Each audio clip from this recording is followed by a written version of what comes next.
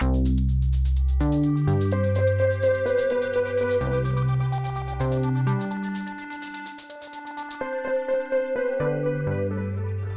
to LaunchPod, a product management podcast brought to you by LogRocket. Today, our guest is Fatima Howes, Vice President of Product Management and CX Design for Fleet Telematics at Azuga, a subsidiary of Bridgestone. Before joining Bridgestone, Fatima served in product leadership roles at Assignar and Procore Technologies, both construction management software companies. She didn't always work in software. However, Fatima started as an analyst in public affairs and transitioned to software and product through the sales development representative role. On today's episode, LogRocket's VP of Marketing, Jeff Wharton, talks to Fatima about her strategies for managing by exception, prioritizing customer needs, and finding common denominators among different stakeholders, such as drivers, fleet managers, and insurance companies. The discussion also highlights the shift from traditional product management to a more holistic approach involving co-creation, risk modeling, and design management. So here it is, our conversation with Fatima Howes. All right, Fatima, so excited to have you on. Normally we get people who are just 100% focused on software, but over at Bridgestone Telematics is just such a rich texture of stuff. You have IoT software, you're touching on hardware in trucking cabs. We got a lot to cover, so let's dive on in here. First, can you just give us the real quick and dirty on what exactly does your role entail over at Bridgestone Telematics, and what do the products look like? Absolutely. Thank you so much for having me. Really excited to be here. So I'm a VP of Product Management and Design over here at Bridgestone Mobility, where I focus mostly on our fleet telematics portfolio, specific to North America within a portfolio that spans insurance, fleet management, as well as a plethora of different vehicles that go underneath that. So I actually lead product management, design, as well as product operations within Bridgestone Mobility, really focusing on our portfolio that, again, spans insurance customers, that spans fleet management customers, as well as fleet drivers across the horizontal vertical. So we're not necessarily vertical specific, which is really fantastic and an incredible opportunity to kind of service those customers. Nice. Yeah, like I said, you're covering a lot. Now, I got to put this might be a little cheeky, but the metaphor I best can take away from this is it seems like Bridgestone Telematics is very similar to almost LogRocket in what we do, right? You're pulling underlying telemetry from a complex situation. You are looking at technical performance, what's actually happening on the human side. You have a video replay of inside the cab, and the comparison just go on and on. Am I way off base, or is this a fine mental model for me to kind of very roughly high level understand what's going on at Bridgestone Telematics? No, absolutely not off base. We have a plethora of data sources, as we call them, right? From IoT, and we're agnostic to a lot of the IoT solutions that we provide, everything from video telematics to the vehicle telematics itself, and marrying it with user behavior, driver behavior, fleet organizational behavior, and trying to bring all of that and centralize it to a data story and a set of prioritizations that really target efficiency and productivity, as well as sustainability. And most importantly, that's near and dear to my heart, is safety. So absolutely, we look to help organizations, specifically fleet management organizations, to make sense of their data. And they're not necessarily power users in all of these different sources, right? So it's our job to really come alongside of them and partner with them to make it accessible, to make it readable, and to make it actionable, which is exactly what you guys help us do in a lot of ways. Yeah. In a previous interview you did, you talked about the goal is not to give them just more data, but surface the insights they need to make better decisions and to make the right decisions. But you're working with such a wide group of people here, right? You have the actual fleet managers, the drivers themselves, insurance companies, I think. So I guess to start off, how do you prioritize amongst those? Like, how are you looking at that and building product for something that touches so many people and ensuring that every step along the way is moving you to a better place? Absolutely. I think it's really about co-creation with our customers. I think that's at the center of all of it. Our customers are running in this complex ecosystem themselves. There are inflection points of collaboration that they have internally with their drivers, with their insurance partners, and with their organizations. So really what it comes down to, as I like to refer to it, managing by exception, like what is not just the rule, but the exception, and trying to understand across all of the video data that I get, for example, or across all the vehicles that I have may have thousands of vehicles. how do I prioritize? How do I understand where is my actionability if I want to be more productive, or if I want to be more fuel efficient, or if I want to expose myself to less accidents or be proactive in accident prevention? How do I prioritize that information and then disperse it and create programs and workflows that I can deploy to my organization, to my drivers, and perhaps even to my insurance companies to really create this kind of culture of safety together? And so we pride ourselves in ensuring that how we prioritize is by focusing on where are the opportunities where every single one of those stakeholders can have a win-win situation from the summarization of data. So we employ a lot of tools. We employ a lot of AI. We have a lot of user experience design that is targeted at that centralization of those stakeholders rather than building for just one, although there are advantages to that in certain aspects of the portfolio. We do focus a lot on doing research together with those stakeholders to understand the common denominators, kind of that overlap that we see from all of them. And that becomes the starting point of our priority, and everything gets built out. All the value add, if you will, gets built out of those validated aspects. So it's really about making sure that we understand the customer needs and how that need bounces off of their stakeholders' needs as well. And so I think that's really the kind of framework by which we look at the world. Makes sense. Now, Bridgestone, obviously famous, very well-known company, started out making tires. I think there's two things that come up here. One is it's just such a validation that the world in general is becoming run on tech, right? Every company now has to be a tech company. You have companies like Bridgestone, where it's not just tires anymore. IoT, it's understanding the experience and monitoring this and helping fleet managers manage these huge fleets. You have companies like Waste Management who operate on a pretty complex data platform at this point. And it's just this advancement of all these companies that have been around for so long and continuing to succeed because of their adoption technology. I feel like it's not always easily understood outside. Can you maybe walk us through a little bit how it went from tires to maybe it was like IoT sensors of tire pressure or something, all the way to the platform that we're talking about now? Like, how did that happen? And how did you understand and work with customers, or where'd the inspiration come from? Absolutely. I think I have to give credit, right, to our leadership teams. They just have an incredibly clear vision that really sets us apart, I think, as Bridgestone, just being such a large company, but also having been in the market for hundreds of years. So it's one of those things that there is a lot of transformation that has happened for Bridgestone, especially for the last just 50 years, where we went from kind of the tire side to tire and retail to now the digital space. And I think with that vision came the appetite to really look at not just the tire as the product, but really the customer experience as the opportunity, so we can be able to build a more complete solution around those, right? So through one of the big differences that I do have to say, and I know we're going to get into this later, but is coming to a non-tech focused environment is looking through the eyes of the experience itself, right? There is a physical product, which is a tire, physical products like a sensor. There's a physical space, like a retail place where you get your tire redone and you get your sensor implemented, et cetera. And then there's a digital experience. And all these things have to coalesce into a seamless solution, not just a platform that we can build for, which is very different, right, from a traditional SaaS only solution.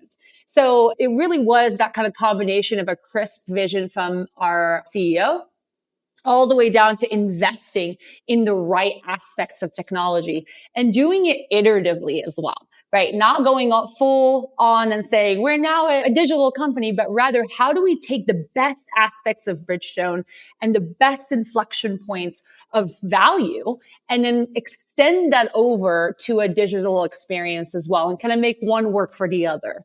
And so that's where we found ourselves investing more and more into these types of platforms where we are creating risk models and are able to provide driver behavior coaching and marry all that up back to how you maintain a vehicle, how you maintain your tire, right? All these things are really important variables to this broader goal that our customers have in the market. And I think that that unification of those value propositions really helped us set the right tone and then therefore build with the customer in a very focused way versus just becoming digital for the sake of digital.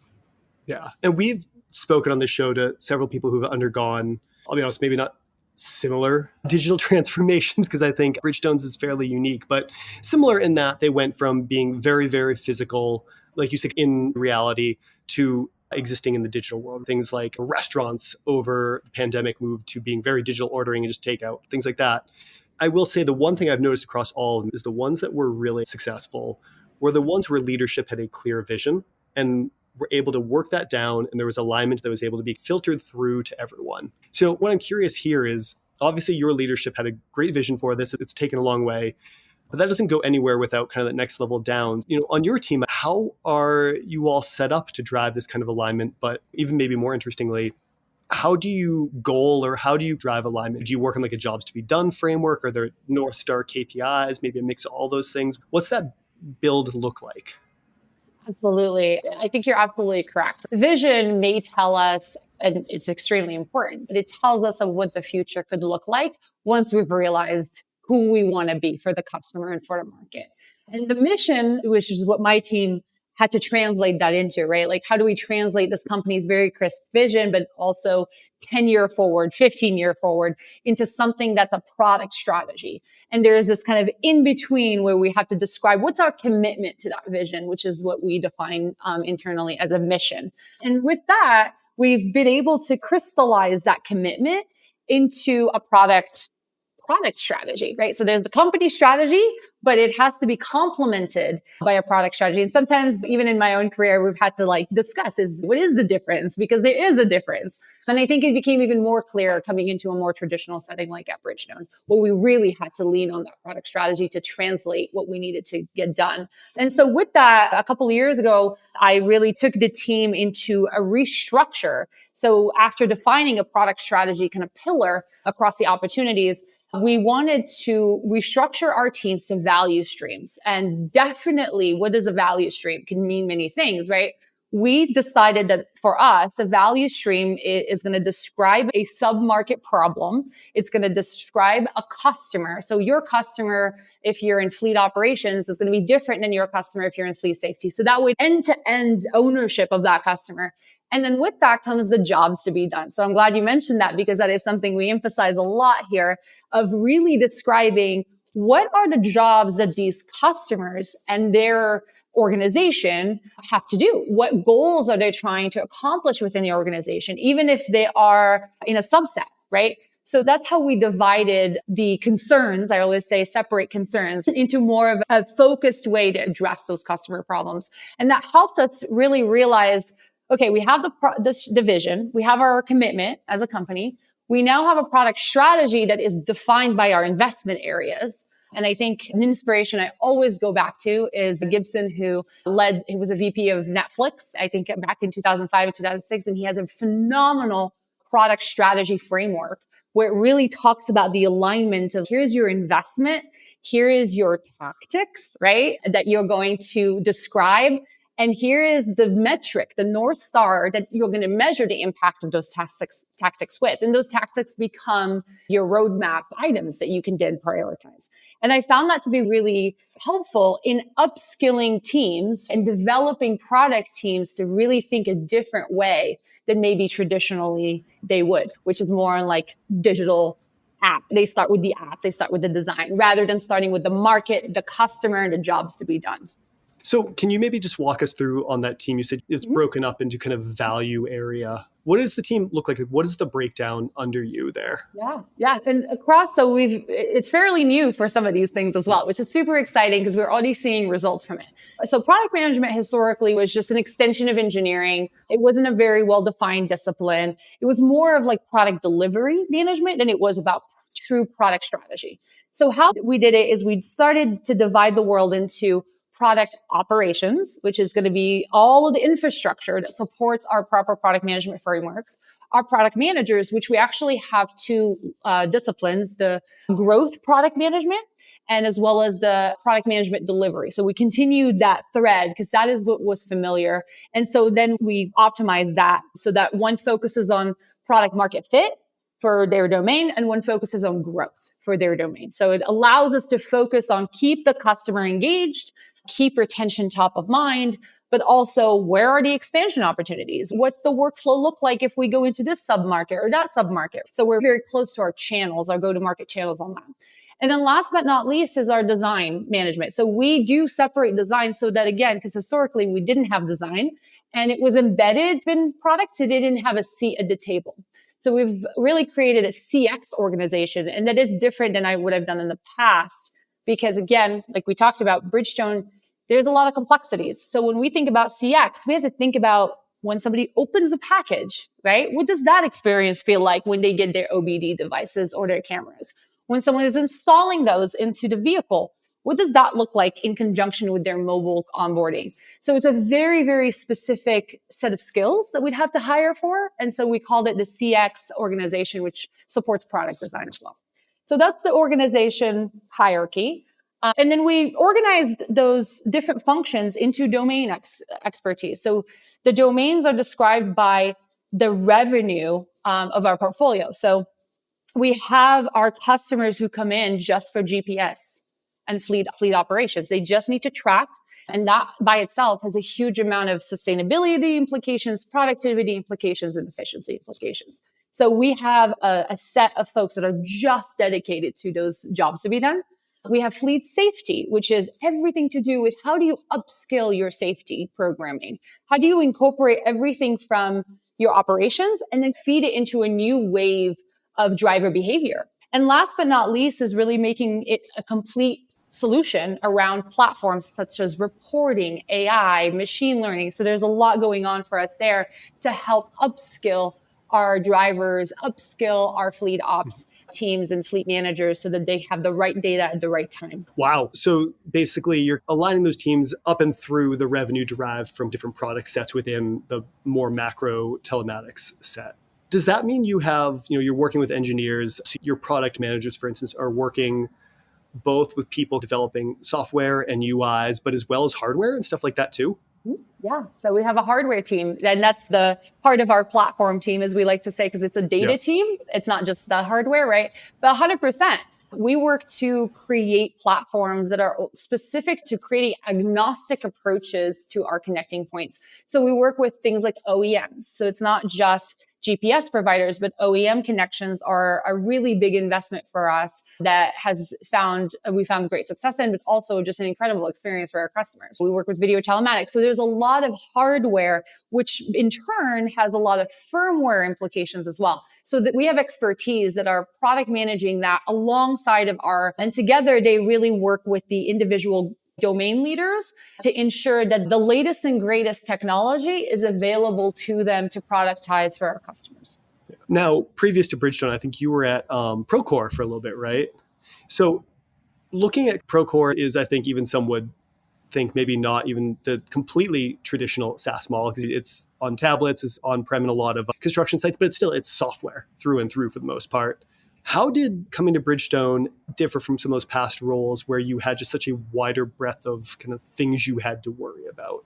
How has that changed how you act on a day-to-day basis? Yeah, that's a great question. I had two different approaches to construction as VP with Assignar, which focused on civil engineering, and that was very hyper-focused on that vertical. And then Procore, which was still a vertical SaaS product, but had a lot of different construction stakeholders and available there. So yeah, I think it's really important, and it's kind of a mind shift for me, is really the growth that I've had as a product leader as well, to really shift my understanding of speed versus velocity. And those are different, right? Like you can go as fast as possible when you are in a big company like Bridgestone, because you have a lot of resources, you have a lot of passion, you have a lot of skill sets, you have a lot of just investment in general.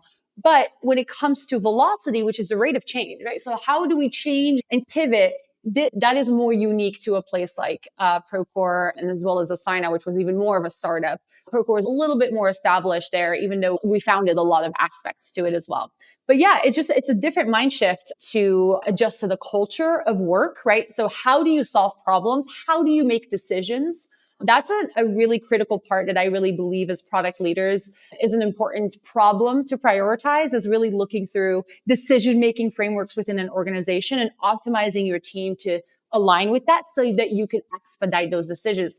Because in order for us to pivot, we have to make that decision to say, okay, what if we did that landing page and just saw what kind of response we would get? Yeah, we don't have a product yet, but what if we did that? At a Bridgestone, you can't do that.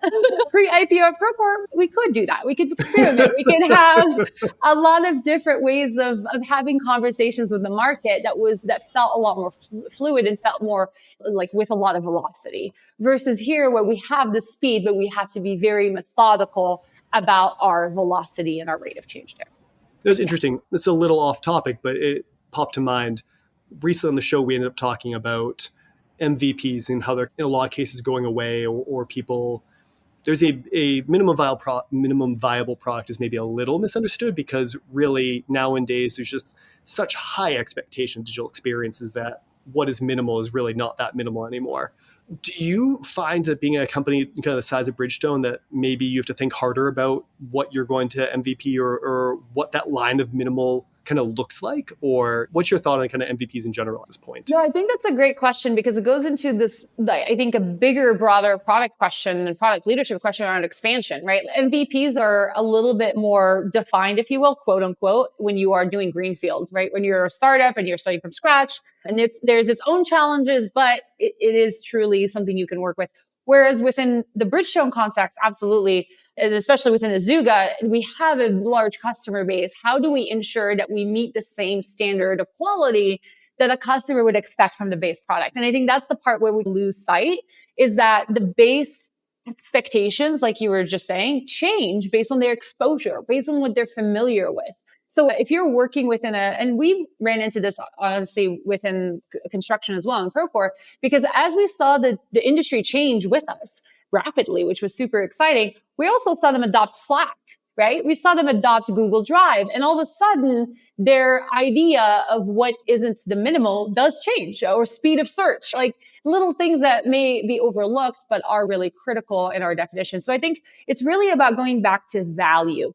Being able to create a looped value, an end-to-end value. And where can you do that? You can shoot for the stars and create the most incredible, comprehensive product, or you can maybe create that same value at a smaller scale for a smaller cohort. And if you are lucky enough to be part of a large organization or have built up, like we did at Procore, a large user base, then the MVP can become something you can test with that cohort and be able to scope it down. You don't have the pressure, right, of like revenue within 8 months, right, to be able to experiment a lot more. So I think MVP changes from the skateboard, right? Because people now are in a car. So how can we minimize the amount of materials in that car to just test out the driving steering wheel that we really think is going to be the best thing ever and is going to differentiate us? So I agree. I think a place like Bridgestone and within the telematics space really forces you to do that, because the expectations are high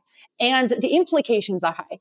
We're dealing with drivers, we're dealing with accidents, we're dealing with real life impact of our. So it's a lot of being very dedicated to quality, even if you're still creating cost constraints experiments, right? Or products. That's fair. That kind of popped in my head halfway as you were answering, was that minimal is probably a bit differently defined, because when you're actually in the driving experience, you don't want things failing.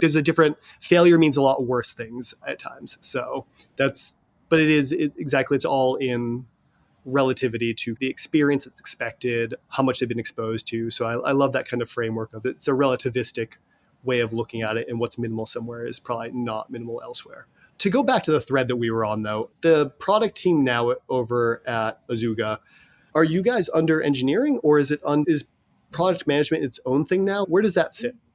Yeah, so it used to be under engineering. Now it sits right underneath the CEO of Azuga, which I think has been a really great change. And it has helped facilitate innovation across engineering and product, because we can separate concerns between the investment in our platforms and the investment in the technology that is required. And as you can imagine, when you're dealing with a large organization, there's constraints. You are inheriting legacy, and you have to take those in strides. And then marrying product next to that really allows us to have that really healthy conversation.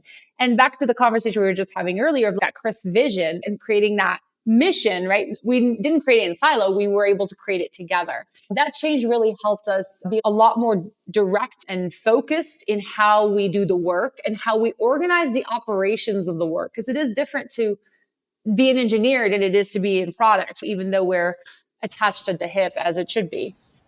Exactly. No, that's another thing we've seen just in common across a lot of these organizations undergoing this kind of same digital transformation or maturation is product used to sit under engineering. It's a very like kind of spec build run format, and now moving into a more holistic kind of fully actuated product organization. But again, it comes back to alignment, right? It doesn't happen without kind of leadership aligned, and oftentimes even the engineering leadership needs to be pushing for it. Did you all run into any issues where I know sometimes what happens is engineers start to worry, oh, they're going to do more work and it's going to slow down our velocity? To your point, there's like speed and velocity, and they are different.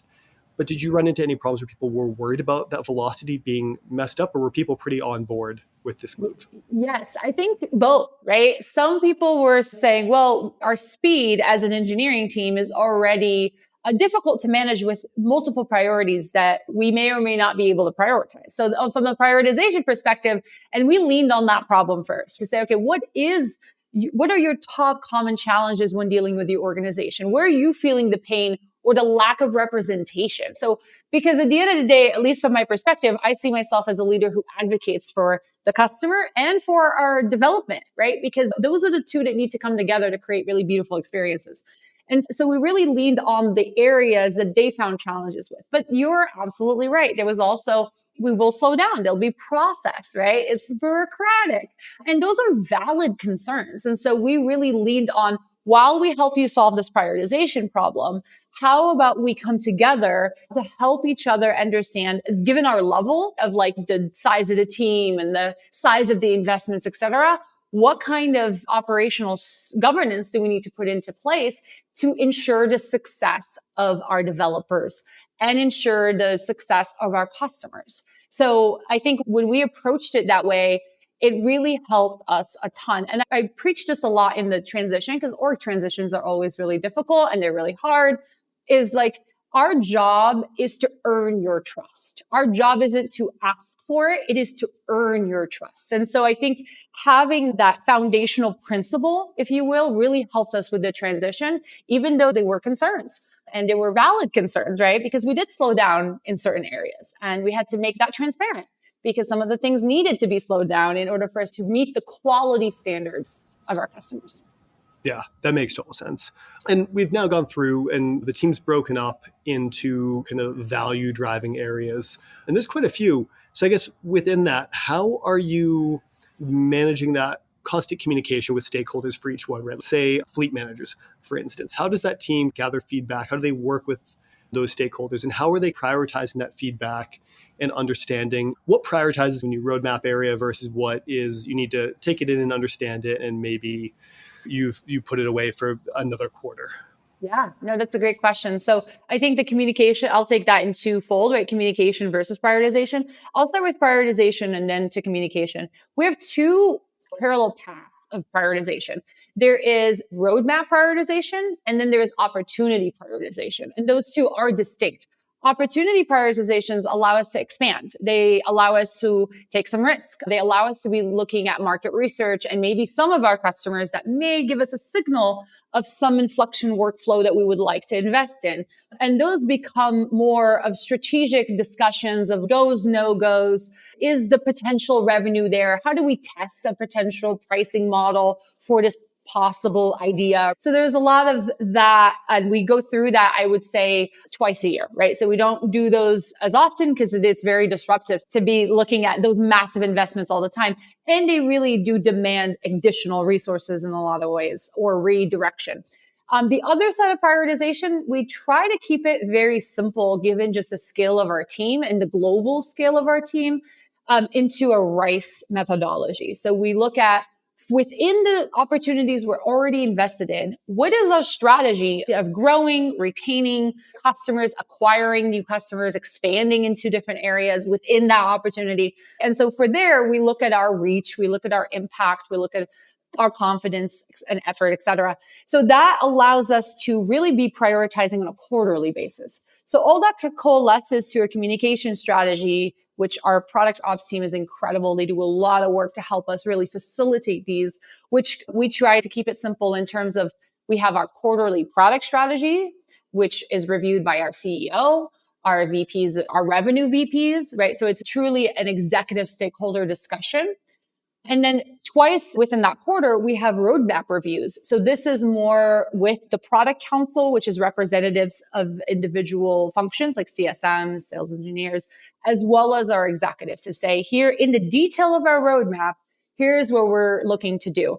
Historically, it depends on the culture of the company. I think it's really important to go to that level of detail when you're teaching a company about product management, because it allows them to see how they're part of the journey of validation, of pivoting, maybe taking a tactic out, putting a new one in, why we're doing it, the opportunity costs we have to wrestle with.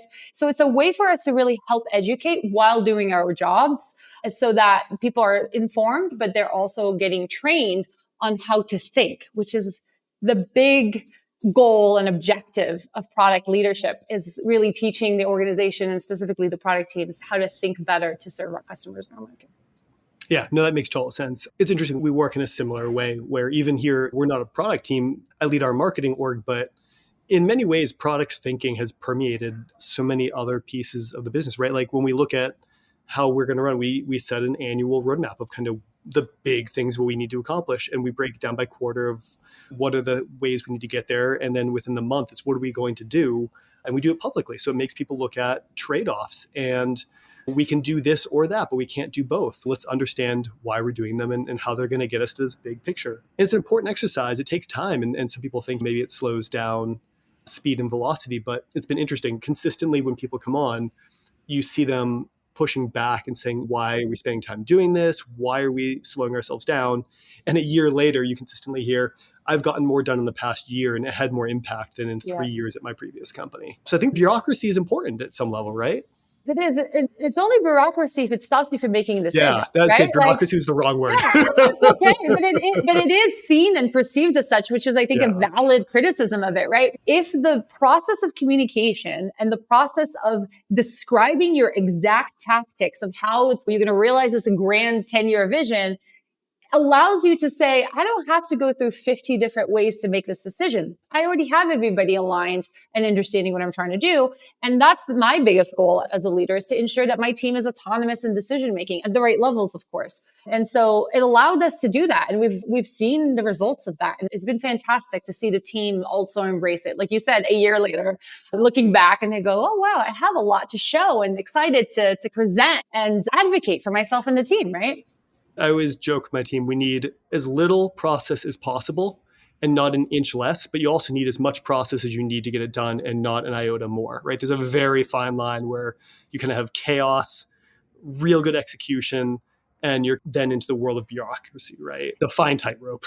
Yes, exactly. And it's about the protection too of the role, right? Because very quickly product and honestly, a lot of different roles can become all encompassing, right? Versus the process allows us to really contribute where we can and where our skill sets meets the need of the customer and the organization. Yeah. Nice.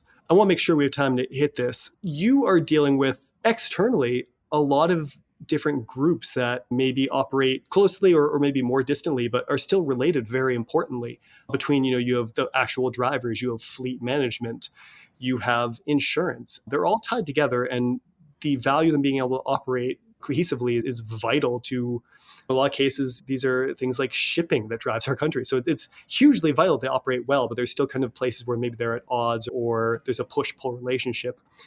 How do you look at enhancements to one area that maybe the other might see as a detriment? Or how do you do trade-offs between those three groups? Or other groups too, sorry. Yeah, no, it's a great question. And we start with those groups because that's our core customer base, if you will, our core market ecosystem. But yeah, I think one of the things that really did help us in the portfolio side, when I was first looking at all of the different aspects and how do we organize this and how do we make sense of it, is separating the right level of communication between stakeholders, right? And we learned this, I did a ton of this at Procore as well, because we had stakeholders, we had an owner who is paying for the project. We have a general contractor who may or may not want to disclose certain elements of information to the owner. And we have subcontractors, et cetera, right? So there's shared goals, but there's also shared tension points that are natural to being in that ecosystem. So similarly, we have that same thing. And it was really important to not try to have one product or solution be everything for everyone, to really take an approach of what problem is the insurance company solving that can help reduce exposure and therefore give benefits to the fleet management companies? And what problems are fleet management companies going to want to solve in order for them to reduce the exposure of their driver being in any way, shape, or form in a not great spot or in not the right coach abilities?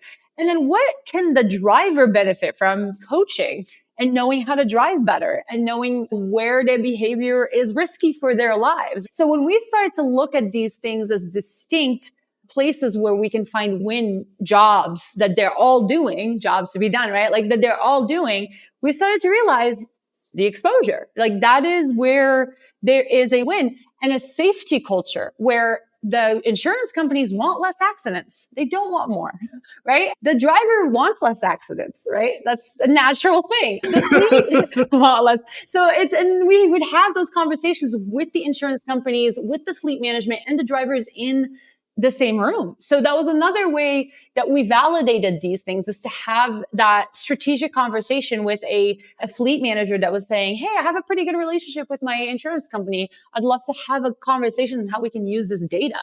And then we said, let's bring your drivers and let's figure out where is that value proposition where we're winning and we're creating a better place for the work, right? And it's above just revenue and it's just above like cost and stuff. So that was actually a really phenomenal kind of place to be as a product leader, because we realized there's a real mission, right? In the sense that we're all in this together.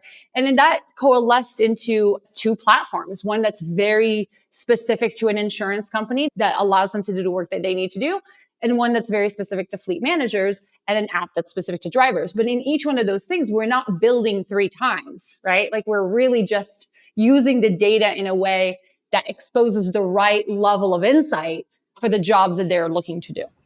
That's the best way to do it, is right. Bring together these seemingly disparate groups, find out where they have shared needs or shared desires, figure out how to serve that all. And I love that you are basically using, probably to way oversimplify, but a shared backend that is then differently exposed through slightly different front ends as the people need. But you're able to get so much efficiency by having these 3 related groups and serving them specifically, and yet not having to build 3 distinct product lines and hardware sets and software sets and sensors and everything. So, all right, I want to take like a full stop on this topic, because one thing I've always found interesting, and I ask this a lot in job interviews.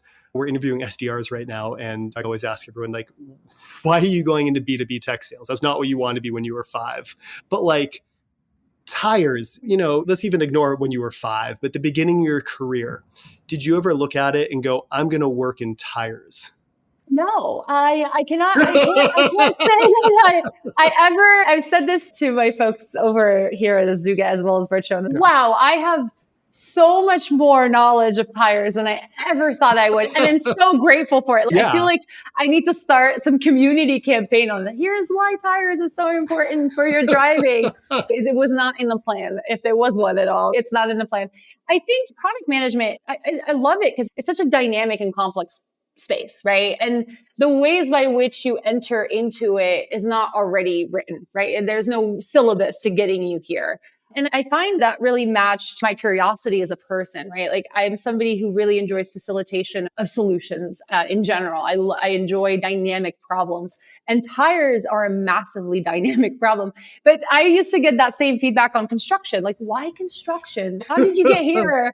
Because it's true. And I found that in my career, as I really focused on empathizing, like truly empathizing with the customers, and it really started with public affairs where I would partner, this is before I even went into tech, I would partner with Fortune 500 companies who wanted to understand their communities better. And so my job was to analyze the community dynamics and figure out what are some of the challenges that they're facing every day, et cetera. And in building that empathy, you naturally start to go down this curiosity spiral of like, well, but why? But why? But why? So if we think about safety, for example, and you ask enough whys, you'll find that the vehicle and the way a tire is inflated or overinflated, and when you drive it, at which velocity and acceleration at the wrong thing, it can be a problem or it can be really efficient for your fuel, right? There's these elements that become really clear, but aren't really our customers' jobs to figure out. That's not where they're making their money. That's not where they're sustaining their teams or their employees. So I find real joy in finding kind of those nuggets of curiosities and then chasing them. And then I find myself at tires. So it's a good question. Yeah, no, this is an area I'm always curious about people because I've come to the conclusion that almost anything is really interesting as you get deeper into it. If you go deep enough, almost anything. My career was I was going to go into the music industry, and then I touched on government for a little bit, and then somehow accidentally ended up in software and technical software, selling analytics and tools that really operate at a deep technical computer level. That was never the plan, but I find it ridiculously interesting now. If you're curious, I feel like if you have that kind of curiosity streak, you can go deep enough on anything and find joy in it, which is, I think, a great kind of cross-section I see across product people, the great marketers, almost anyone who's really good at what they do, they find joy in being curious about it. So. Absolutely. And I do always recommend to product, because I coach a lot of product managers. I've actually had a stunt in consulting with founders as well. So really looking at the kind of product strategy from a founder's perspective. And one of the things that I go back to time and time again that I remember being deliberate about earlier in my career, which is how can we chase the boring problem, right? Like, the thing that seems boring and is overwhelming and is just another task to a company or customer or market is where we can find a lot of success and where we can find a lot of joy solving that for that customer and taking it off their plate, right? Like they don't want to have to think about the X, Y, and Z. They just want to go and do the job that they're really good at. And I think that's a really important way to navigate careers in general is like, how can we go towards where there is pain? And with that, maybe sometimes comes a little bit of a problem that isn't sexy, right? Or that isn't the trendy. So it's very much a joy for me, for sure. Yeah, no, I hear my wife always jokes that I work in unsexy tech. And I love it because there's so much you can do in this area. My last question is going to be, what tips do you have for people going into PM? But you accidentally answered it there. And I do want to make sure that you're getting back and we're not stealing too much time from you. Last off, if people want to follow up, if people have questions for you, what's a good place to reach you? Can they reach out on LinkedIn or where's a good spot? Yeah, absolutely. LinkedIn is a great resource. I have my email there as well. I always love to connect with people in different Slack communities and recommend different Slack communities, especially. And we are hiring for products. So if there's anybody who's listening and is a product manager who's interested, let us know because we're hiring more product managers. Yeah. Awesome. Fatima, thank you so much for joining. It was a real pleasure having you on. I loved talking about tires today, it turns out. But great time. I really appreciate it. I hope to talk again soon. Absolutely. Thank you, folks, so much.